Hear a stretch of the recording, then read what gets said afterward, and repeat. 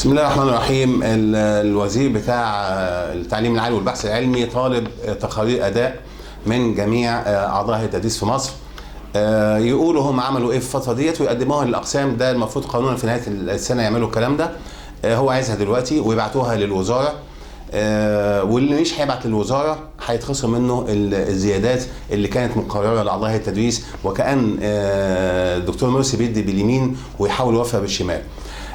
ساعات الوزير المحترم بيفكرني برئيس مجلس المدينه ايام حسني مبارك، كان بيجي فيه فلوس معينه للخدمات، وكان اللي يوفر من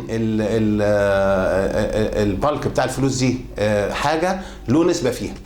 فكان تيجي على حساب ايه؟ هو عايز يوفر عشان ياخد فلوس من اللي اتوفرت، تيجي على حساب الخدمات. يوم يجي مثلا يقول لك بدل ما نعمل وصف دلوقتي، لا يقول لك الشوارع كويسه، طب هنعمل الغاز كويس والانبوبه متوفره ومش عارف ايه، ويوفر مبلغ من الميزانيه اللي جايه له وياخد هو منها نسبه. يجي بقى الدوله في الميزانيه بتاعت السنه اللي بعديها يشوفوا المفروض ياخدوا كام، يقللوا نسبه المليون ولا ال 200,000 ولا 300,000 اللي وفرهم. كده كان حال بيتدهور ده ايام مبارك.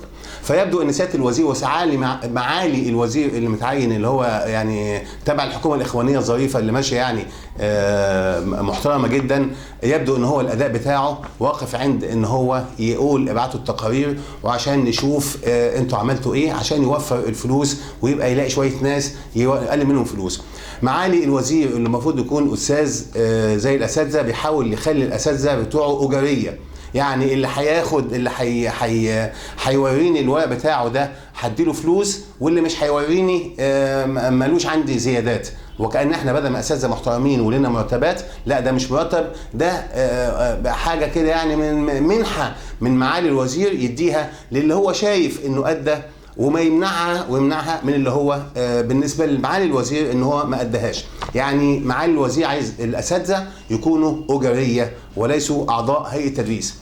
معالي الوزير عايز يعلم الاساتذه ان هم يفضوا ان هم يملوا اوراق ويبعتوها له ويلفقوها، ماشي، لان الناس اللي عندهم 70 وفوق 70 طبعا معروف ان ادائهم بيقل، ودول اساتذتنا وبنحترمهم ونجلهم، فبيجوا يعني بعض المحاضرات وبنستفيد من خبراتهم في هذه المجالات.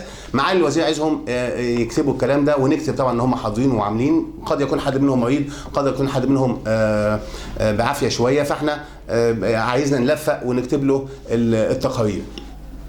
يا معالي الوزير، حضرتك بتفكر تفكير خاطئ جدا. حضرتك مش عضو هيئه تدريس للاسف، حضرتك بتفكر بفكر ناس يعني فلاح في غيط وبيحاول يوفر فلوس ويشوف نجيب كام اجاريه النهارده.